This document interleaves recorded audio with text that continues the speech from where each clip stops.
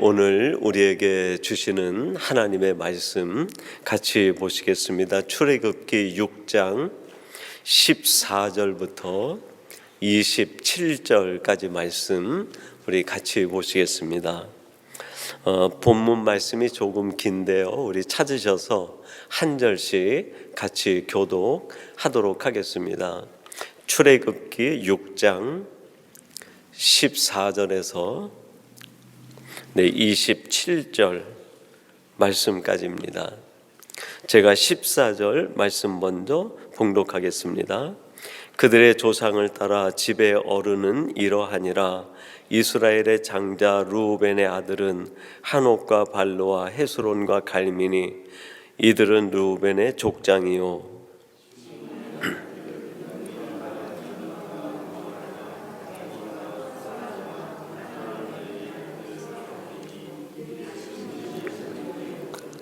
레이의 아들들의 이름은 그들의 족보대로 이러하니 게르손과 고핫과 무라리요. 레이의 나이는 137세였으며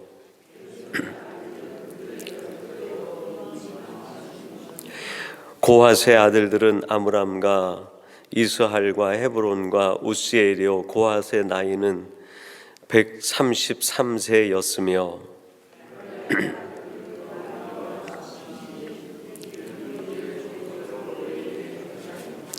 아므람은 그들의 아버지의 누이 요게벳을 아내로 맞이하였고 그는 아론과 모세를 낳았으며 아므람의 나이는 137세였으며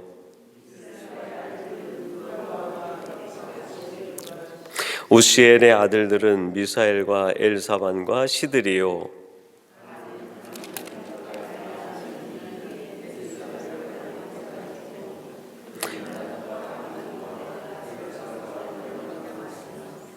고라의 아들들은 아실과 엘가나와 아비아사벤이. 이들은 고라 사람의 족장이요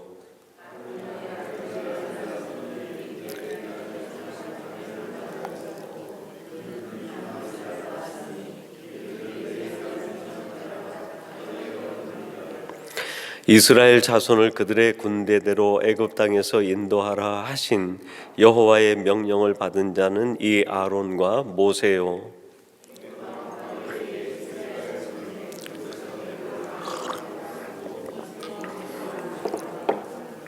아멘.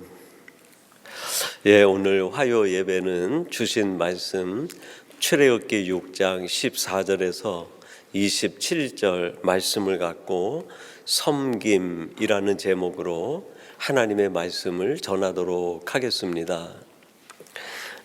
제가 그 인터넷에 무엇을 검색하다가 단어를 하나 입력을 했더니 유튜브 몇 개가 이렇게 뜨는데 그 중에 하나, 그 유튜브의 썸네일의 제목이 이런 제목이었어요. 왜 성경에는 공룡이 나오지 않나요?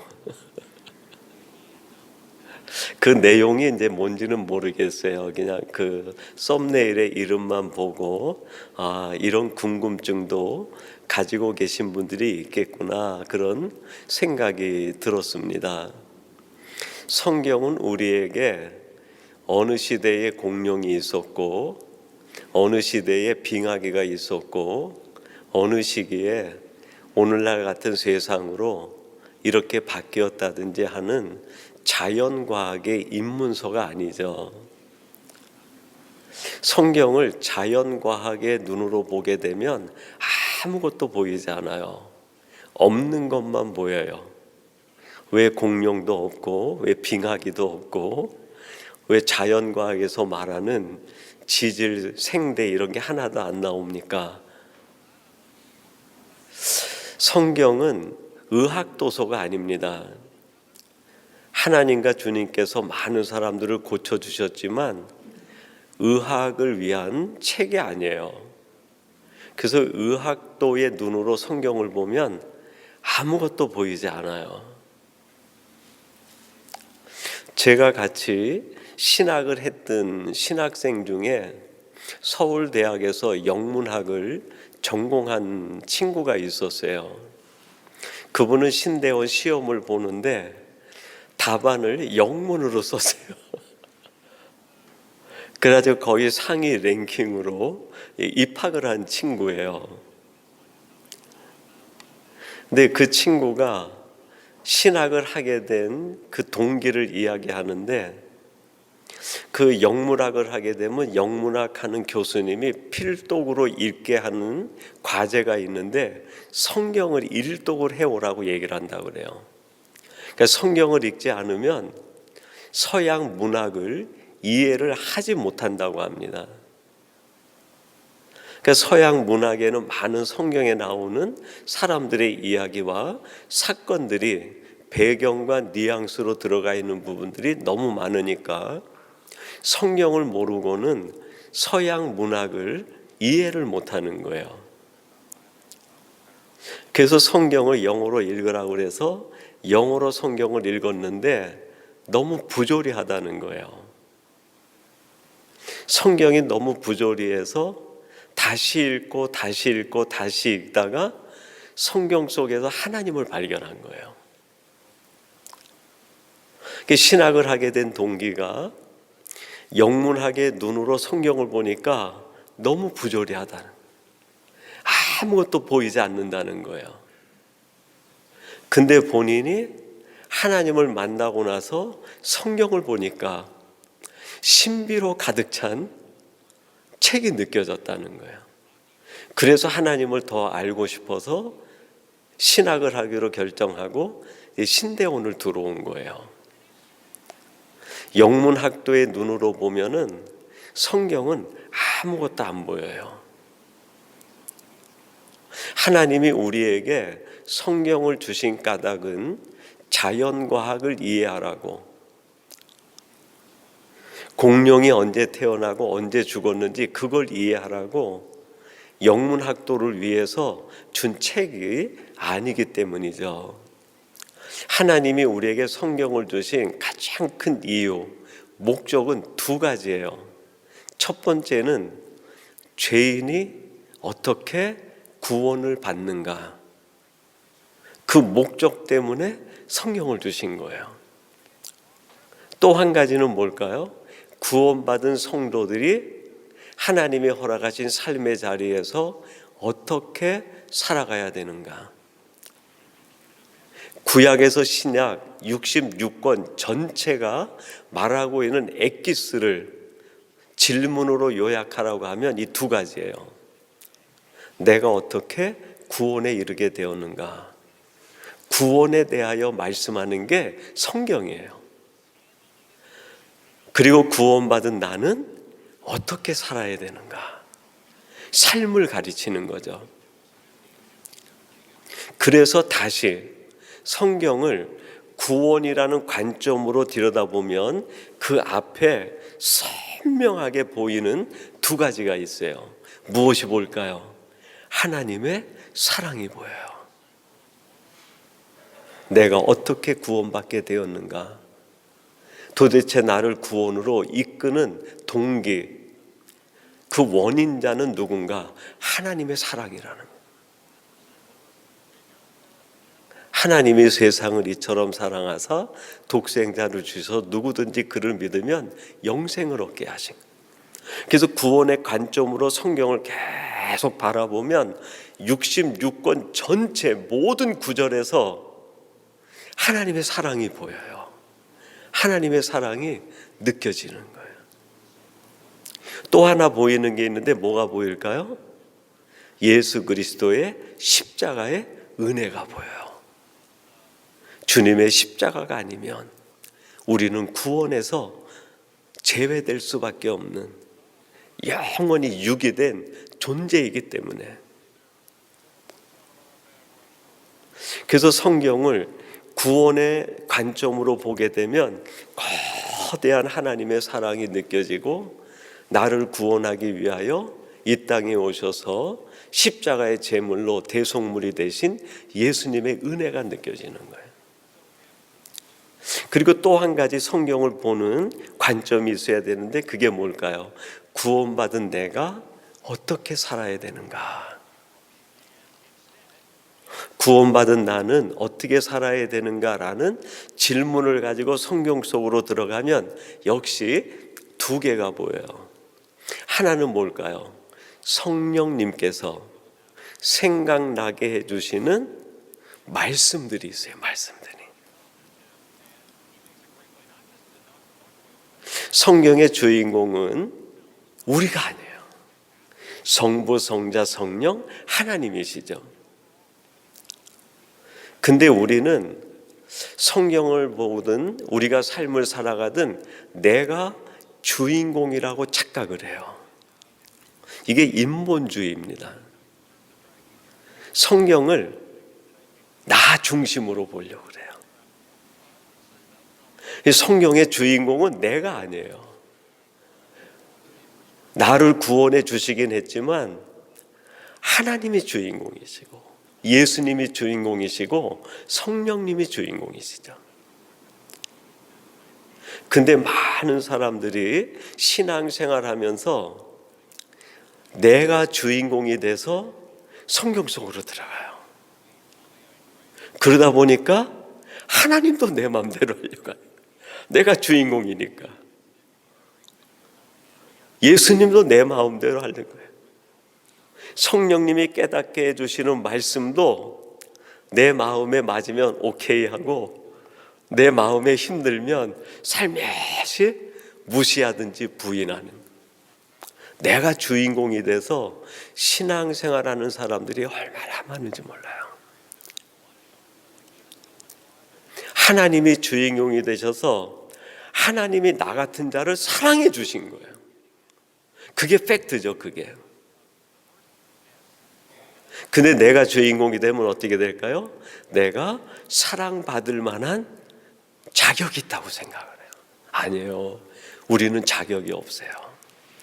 하나님이 자격 없는 우리를 그냥 그대로 사랑해 주신 거예요.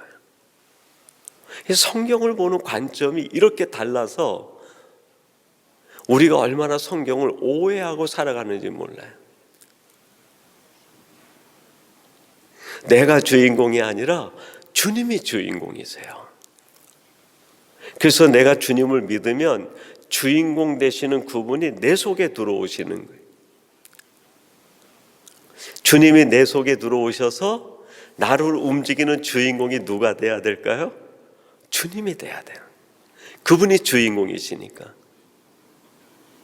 근데 내가 예수님을 믿고 내 안에 계신 예수님이 계심에도 불구하고 예수님을 무시할 때가 얼마나 많은지 몰라요. 내가 주인공이 되고 예수님은 나를 팔로우하라는 거야. 내 모든 것을 내려놓고 너는 나를 따르라, 주님이 그렇게 말씀하셨음에도 내가 주인이 돼서 주님이 나를 따라오세요. 신앙이 이렇게 도치가 돼버린 거예요. 성령님께서 우리에게 생각나게 해주시는 말씀이 있어요. 그 말씀은 지금 내게 가장 필요한 말씀, 나를 살리시는 말씀, 내게 있어서 정금보다 귀한 말씀이기 때문에 성령님이 오묘하신 지혜로 그 말씀을 나에게 생각나게 해주신 거예요. 그러면 어떻게 해요? 그 말씀을 천금처럼 받아야 되는 거 아니에요? 근데 그 말씀이 무겁든지 그 말씀이 버겁든지 그 말씀이 내 생각과 맞지 않으면 슬그머니 내려놓으려고 그래요. 내가 주인공이 되기 때문에.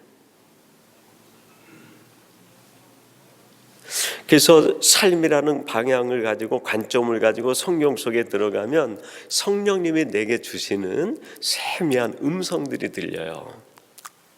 그 소리에 순종하는 거죠. 그게 우리의 삶이 돼야 돼요.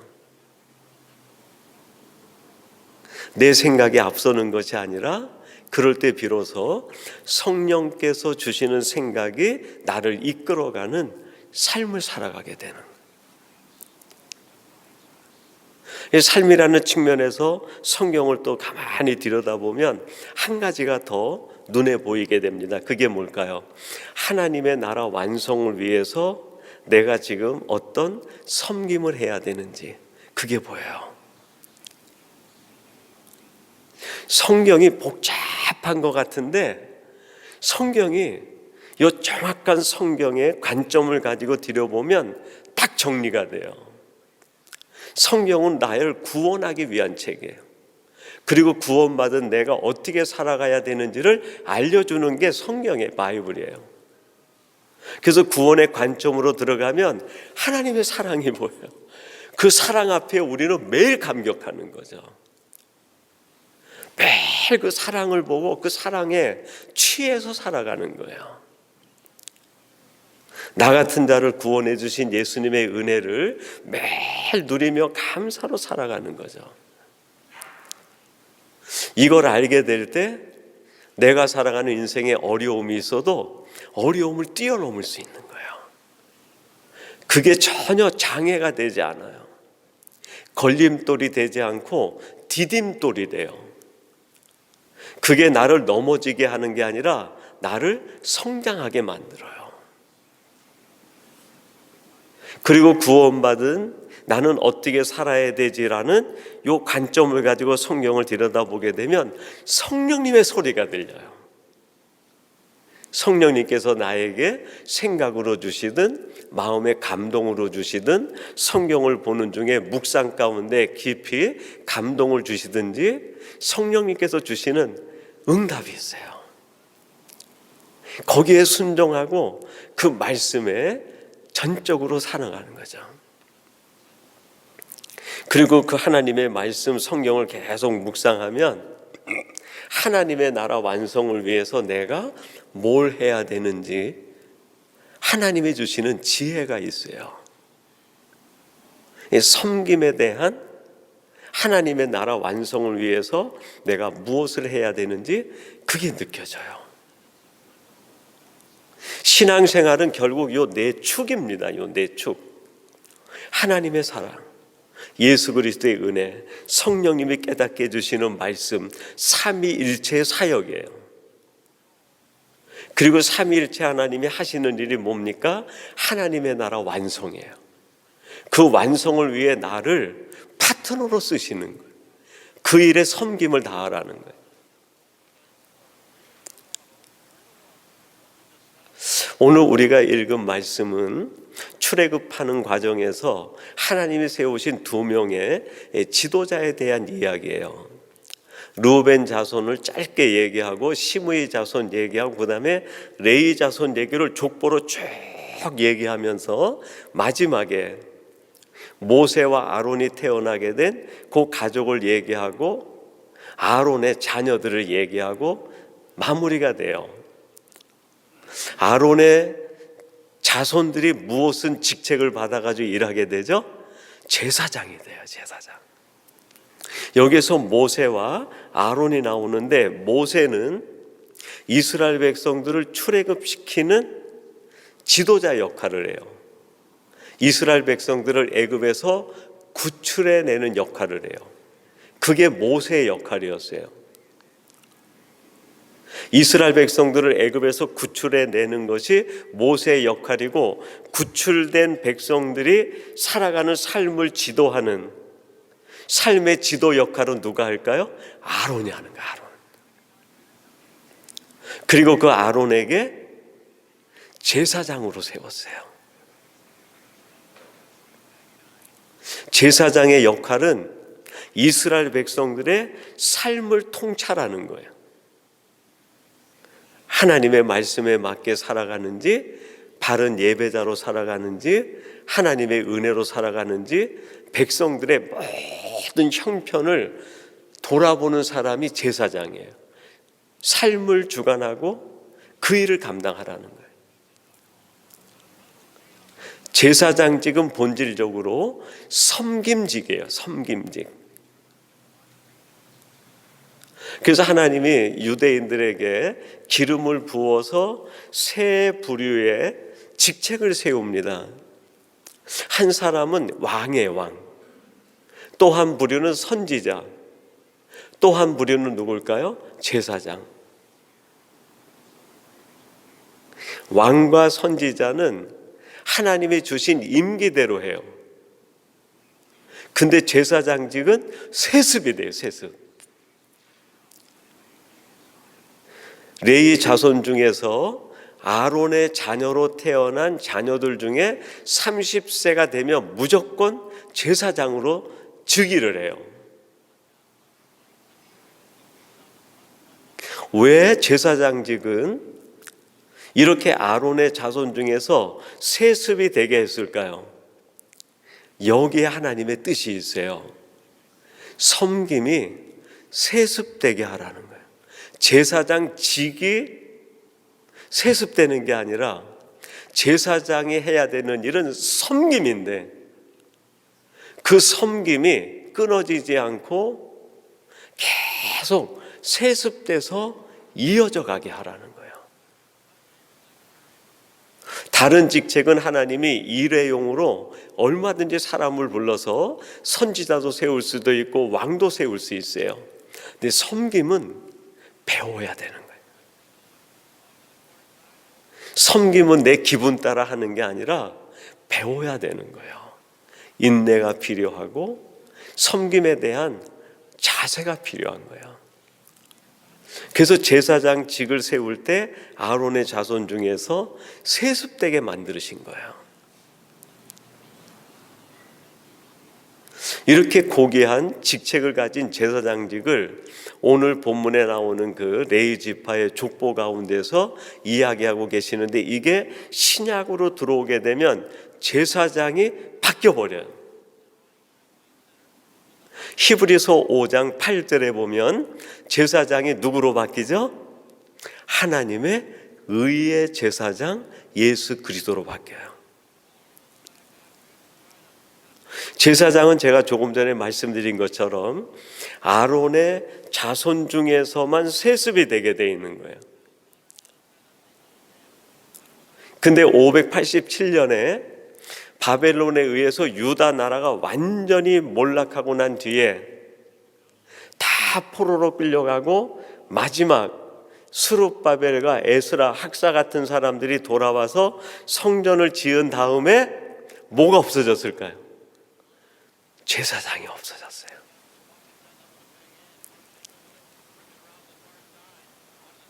그리고 예수님께서 히브리서에서 아론의 반차를 따라온 제사장이 아니라 샬렘 왕 멜기세덱의 반차를 따라온 제사장이라고 예수님이 아론보다 더 높이 계셨던, 더 창조 때부터 계셨던 제사장임을 얘기해요. 예수님은 의의 제사장으로 이 땅에 오셨는데 아론의 반차를 따라온 게 아니라 하나님의 멜기세덱의 왕의 제사장의 계열을 따라온 거라는 거예요. 그 제사장으로 오신 예수님이 이 땅에 오셔서 가장 먼저 하신 말씀이 뭘까요? 마가복음 10장 45절에 이렇게 말씀합니다. 인자가 온 것은 섬김을 받으려 함이 아니라 도리어 섬기려 하고 자기 목숨을 많은 사람의 대속물로 주려 함이니라. 제사장으로 오신 예수님이 무리들에게 하신 말씀이 내가 제사장으로 온 것은 섬김을 받으러 온 것이 아니라 섬기러 왔다. 많은 사람의 대속물이 되기 위하여 주님이 오셨다는 거예요. 제사장직과 섬김이 하나라는 거예요. 근데 베드로전서 2장 9절에 보면 제사장직에 역전이 일어나요. 어떤 역전이 일어나죠? 예수를 믿는 우리 모두가 누가 돼요? 제사장이 돼요.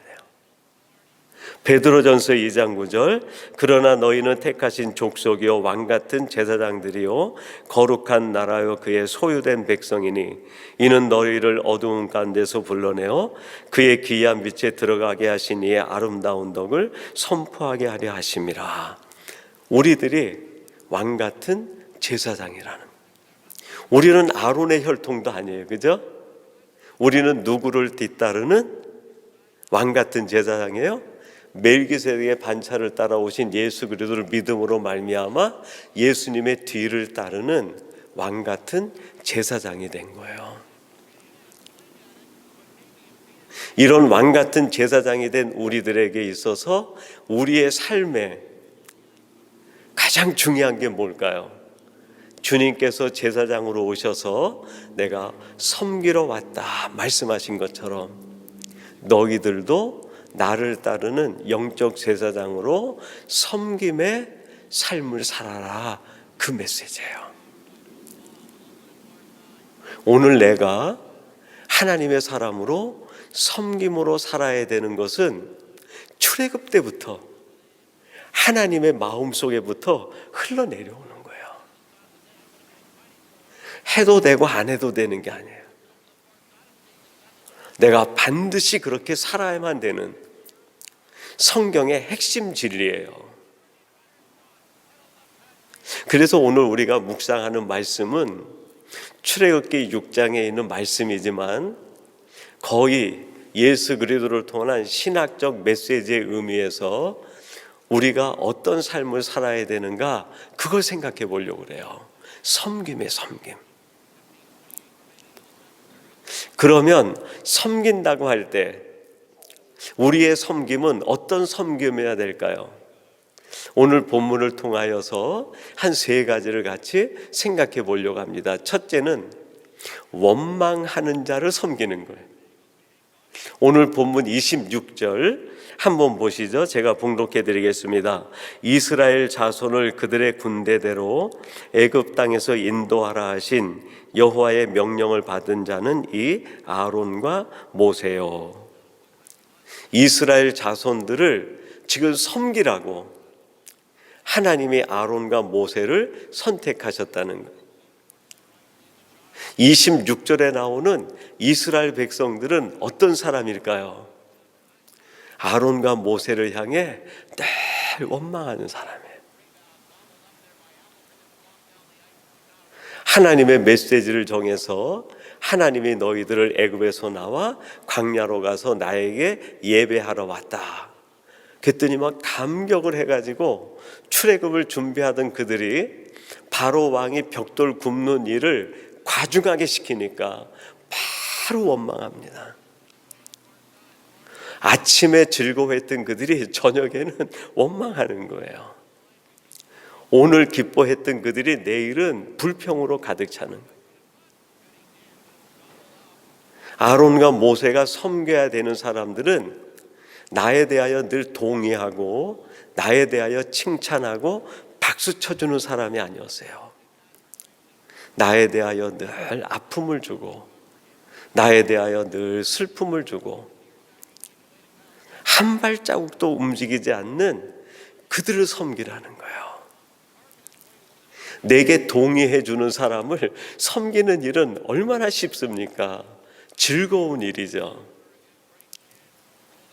근데 원망하는 사람, 불평하는 사람, 그들을 섬기라는 거예요.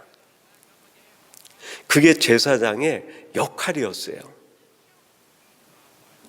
여호수아서 3장에 보면 이스라엘 백성들이 드디어 그 요단 강가에서 여호수아가 하나님의 명령을 받고 모세가 죽은 뒤에 요단 도하를 시작을 합니다. 근데 요단을 건너는데 하나님이 한 가지 명령을 하셨어요. 어떤 명령이죠? 제사장들이 하나님의 언약궤를 궤로 깨어가지고 요단 강가에 들어가 가운데 서라는 거예요. 가운데. 요단강 물이 흘러가는데 제사장들이 언약궤를 메고 강으로 들어가니까 물이 마르기 시작하는 거예요. 그 요단강 한가운데 제사장들이 그거를 메고 있는 거예요. 그때 이스라엘 백성들이 전체 요단을 건너갑니다. 출애굽한 사람들이 남자 20세 이상으로 장정만 60만이라고 그랬어요. 3배수하면 180만 가까이 돼요. 어마어마한 인파죠. 그 인파가 요단강을 건너가는데 아무리 넓은 폭우로 걷는다고 해도 정말 장시간이 걸렸을 거예요. 여러분, 제사장이라고 두렵지 않겠습니까? 요단 강물이 저 흘러오다가 자신들이 들어가서 물이 멈추고 말라버리긴 했지만 이게 언제 덮칠지 모르는 그 긴장감 속에 서 있는데 왜 두렵지 않겠어요? 그 자리에 서 있는 거예요. 섬김이 뭘까요? 그 자리에 서 있는 거예요. 정말 힘든데, 감당하기 어려운데 내가 있어야 될 자리이기 때문에 그 자리에 그냥 묵묵히 서 있는 거예요. 뭔가 액션을 취해가지고 섬김이 이루어지는 게 아니라 진짜 섬김은 내가 감당해야 될 그 자리에 묵묵히 자리를 지키고 있는 거예요. 그게 최고의 섬김이에요. 조금 바꿔 얘기하면 이런 거예요. 예수님이 하나님의 아들로서 최고의 섬김이 뭐였을까요? 십자가에 이렇게 상처 입은 대로 계시는 거예요. 그게 섬김이에요. 예수님의 섬김의 극치는 제자들의 발을 씻어주는 게 아니었어요. 예수님의 섬김의 극치는 하나님이 원하시는 그 자리, 십자가에 묵묵히 계시는, 그게 최고의 섬김이었어요. 주님께서 마가복음 45장에서 말씀하지 않습니까? 내가 섬기러 왔다. 대속물이 되기 왔다. 내가 섬기는 최고의 섬김은 십자가에 있는 거예요. 십자가. 아까 제가 섬김은 내가 있어야 되는 그 자리에 있는 게 섬김이라고 했는데 다시 좀 바꾸면 이렇게 바꿀 수 있어요. 내가 감당하기 어려운 십자가가 있어요. 제가 누구에게나 자기에게 십자가가 있어요. 그 십자가를 부인하지 않는 거예요. 그걸 내 십자가로 알고 그 십자가를 그대로 끌어안는 게 그게 섬김이에요. 섬김. 여러분을 아프게 하고 여러분을 힘들게 하고 여러분을 지치게 하는 십자가가 있을 수 있어요. 이것만 없으면 하나님이 십자가가 좀 작아지게 해주세요. 그렇게 기도하는 그 제목, 그걸 끌어안는 거예요. 이 제사장들이 그 요단강 한가운데 언약궤를 메고 있을 때 제일 힘든 게 뭐였을까요?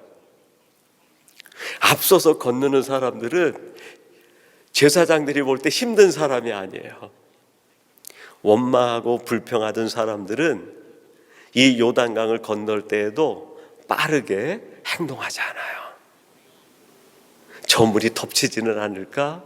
온갖 의심과 추측 속에 끝까지 요단 밖에서 지켜보다가 마지막에 한 발 한 발 내딛는 사람들. 빨리 좀 갔으면 좋겠는데 저 무리들이 갈 때 그냥 손잡고 찬양하고 확 지나가 버리면 좋겠는데 저 뒤에 꿈을 대고 오는 몇 사람이 있어요. 여러분이 화가가 돼가지고 요단 도화를 그림을 그린다고 하면 어디에다 초점을 맞추겠어요? 저는 지금 막 요단을 건너는 이 군중 건너간 사람들 거기가 아니라 저 끝에 떨어져 있는 뱅뱅 배회하고 있는 한 두세 사람을 주인공으로 그리고 싶은 마음이 들어요.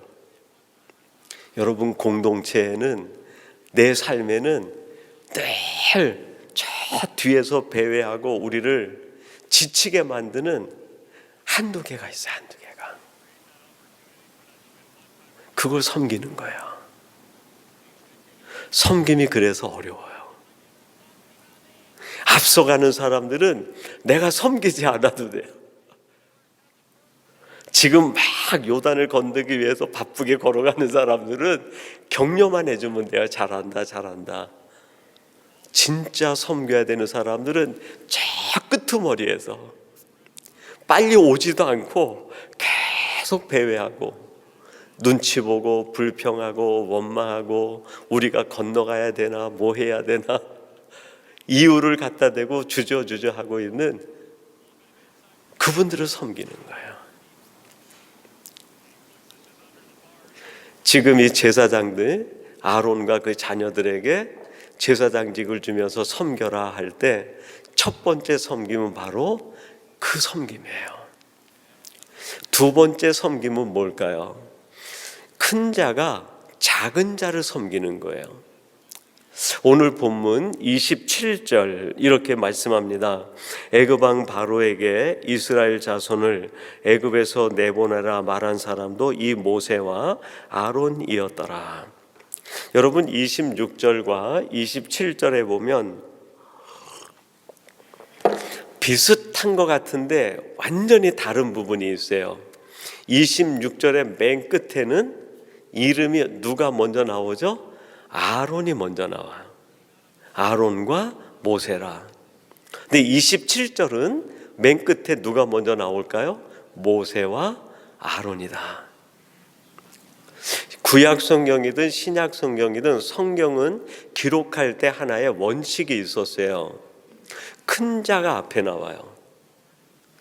그래서 그 이스라엘의 12 아들을 기록할 때에도 요단을 건넌 이후부터는 선두에 서는 이름이 달라져요. 그 전에는 르우벤이 앞서요. 오늘 본문에서도 르우벤이 앞서죠. 장자기 때문에. 근데 요단을 건넌 뒤에 이스라엘 백성들이 언약궤를 중심으로 진을 치고 행진을 할 때 가장 선두에 서는 사람이 누굴까요? 유다 지파. 이름이 바뀌어요. 출애굽 이후에 구속사를 향해 나갈 때에는 유다 지파가 앞서요. 그리고 유다 지파 가운데서 다윗이 태어나고 다윗 왕국이 만들어지고 다윗 왕국을 통해서 메시아가 탄생하고 우리 인간 구원의 역사가 완성이 되어져요. 영적인 패턴으로 바뀌어버려요. 12 제자를 기록할 때에도 늘 앞에 베드로가 나와요. 그러다가 요한복음에 들어가면 21장에 베드로가 아니라 누가 앞설까요? 요한이 앞서요. 요한이. 주님의 품에 의지하여 누워있는 자 베드로가 시샘을 그분이 누굽니까? 그게 요한복음을 기록한 요한이에요. 사랑의 사도가 앞서버리게 되는 거예요. 그러니까 26절은 그 형제들의 혈육에 따른 족보로 얘기를 했어요. 아론과 모세요. 아론이 제사장으로서 역할을 감당하는 맞이라는 뜻이에요. 근데 27절은 모세가 앞서요. 아론에게 주는 메시지예요. 무슨 메시지일까요? 아론아, 내가 형이지만 큰 자가 누구를 섬겨야 된다고요? 동생, 작은 자를 섬겨야 된다는. 섬김의 두 번째 원리는 큰 자가 작은 자를 섬기는 거예요. 세상의 원리는 뭐죠? 작은 자가 큰 자를 섬겨요. 갑과 을의 논리죠. 이 섬김에 대한 내용을 가지고 제가 한번 설교 중에 비슷한 예화를 여러분에게 드렸는데 이재철 목사님이 설교하시는 중에 그런 얘기를 하시더라고요. 나무가 자랄 때 맨 처음에 나오는 나무가 그게 나중에 점점 자라면서 밑가지가 된다. 제일 처음에 나온 게 밑가지가 되고 그 위에 또 가지가 나오면 그 밑가지가 그 윗가지를 섬기는 거예요. 하나님의 원리는 밑가지가 윗가지를 섬기는 거예요. 큰 자가 작은 자를 섬기는 거예요. 그게 가장 아름다운 형태를 가져요. 교회는 큰 자가 작은 자를 섬기는, 우리들이 먼저 믿고 하나님이 우리에게 귀한 직분을 주셨으면 그 직분은 내가 위가 되는 게 아니라 밑가지가 되는 거예요. 그래서 신앙이 작은 자, 신앙이 미숙한 자를 섬겨나가는 거예요. 그게 하나님의 나라가 확장돼가는 모습이에요. 예수님께서 마태복음 18장 4절에서 이렇게 말씀하십니다. 그러므로 누구든지 어린아이와 같이 자기를 낮추는 사람이 천국에서 큰 자니라.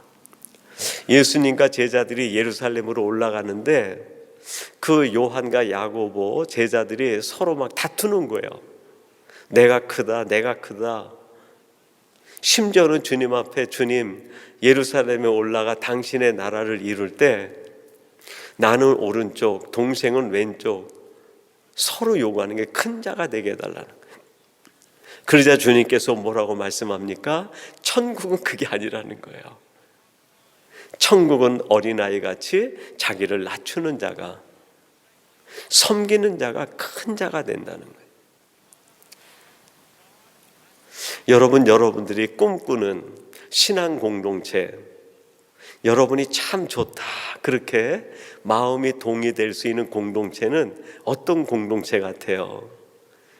세상과 같은 그런 하이라키식 교회가 아니라 정말 큰 자가 작은 자를 섬기고 높여주는 그런 공동체, 그걸 여러분들이 꿈꾸고 만들고 싶은 거 아닙니까?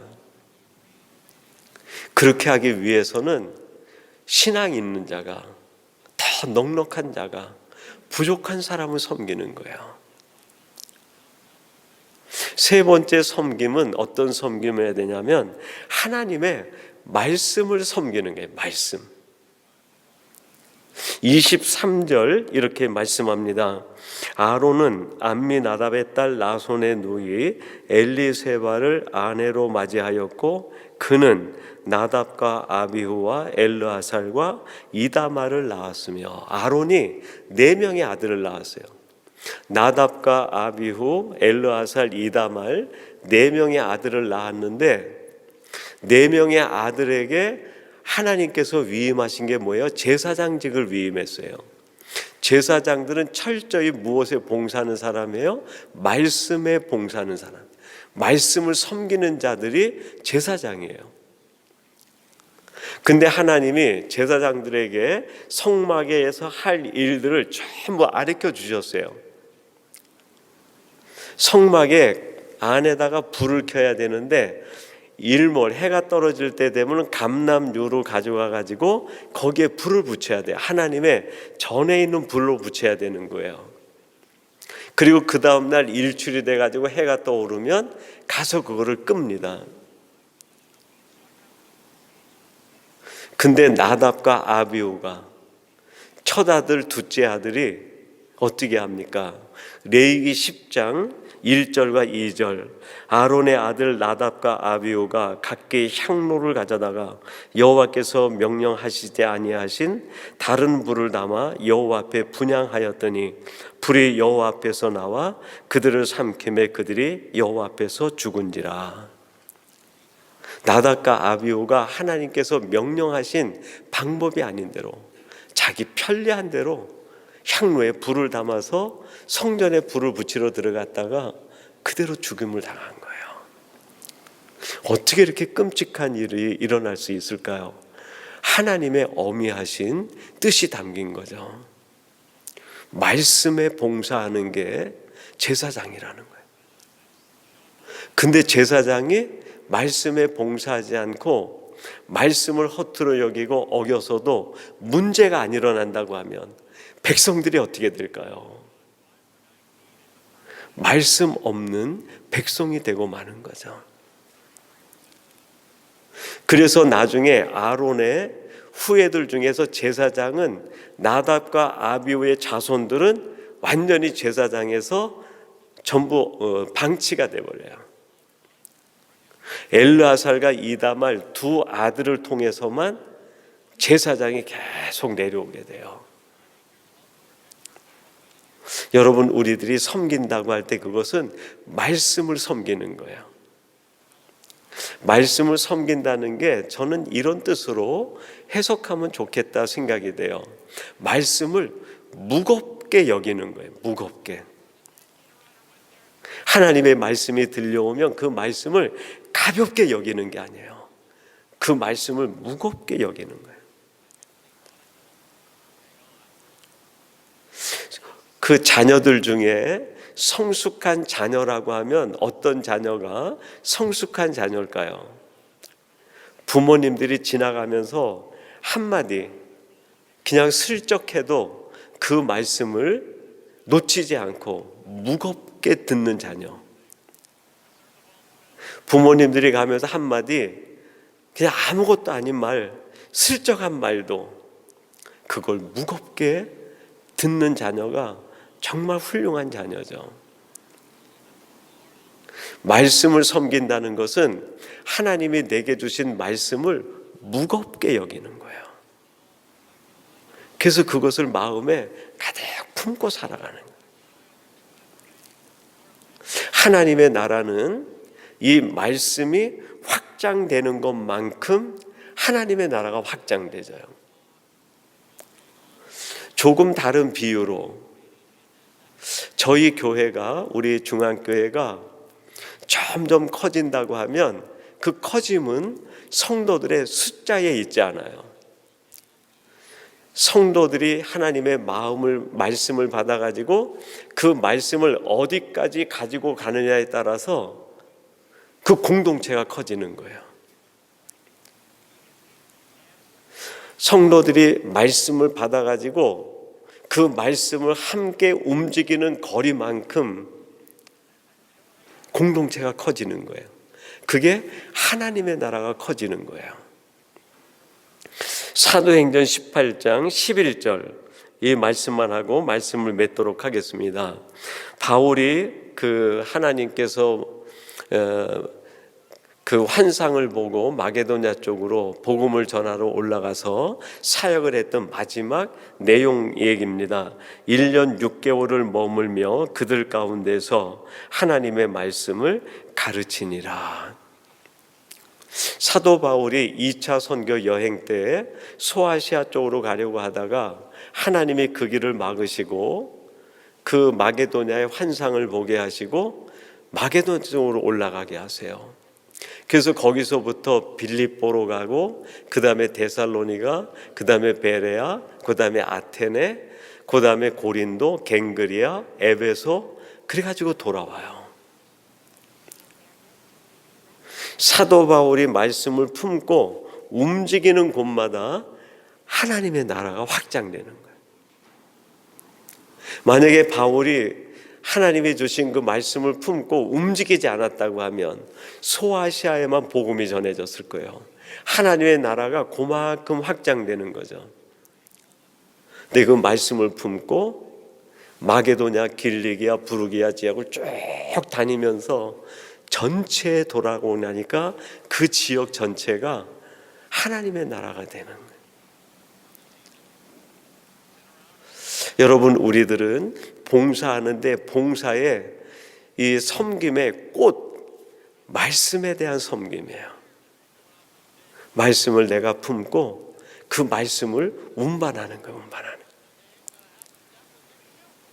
여러분이 말씀을 운반해 가는 곳만큼 하나님의 나라가 확장되어지는 거예요. 오늘 주시는 말씀은 구약의 말씀이지만 제사장이라는 직분 속에 담긴 아버지의 마음이 무엇인가, 그거를 추적해 들어가면서 이 땅에 오신 의의 제사장이신 예수님과 또 우리를 영적 제사장으로 삼아주신 그 뜻 속에 담긴 섬김의 의미가 무엇일까, 그거를 같이 함께 나누었습니다. 여러분, 성도들의 삶은 크게 두 가지 관점으로 이해하면 성경 전체를 볼 수 있어요. 구원의 관점으로 들어가면 뭐가 보인다고요? 하나님의 사랑이 보이는 거예요. 그리고 나 같은 자를 구원해 주시기 위하여 십자가를 지신 예수님의 은혜가 보여요. 그리고 성도의 삶이라는 관점으로 들어가면 성령님께서 깨닫게 해주시는 말씀이 있어요. 말씀. 거기에 순종하는 거죠. 그리고 하나님의 나라 완성을 위해 내가 해야 될 섬김이 보여요. 이 신앙의 네 가지 축을 가지고 여러분이 균형 있게 신앙생활할 때 가장 건강한 신앙인이 될 수 있다고 저는 확신합니다. 이러한 섬김의 사람, 완전한 하나님의 성숙된 크리스찬이 되기를 주님의 이름으로 축원합니다. 우리 기도하겠습니다. 하나님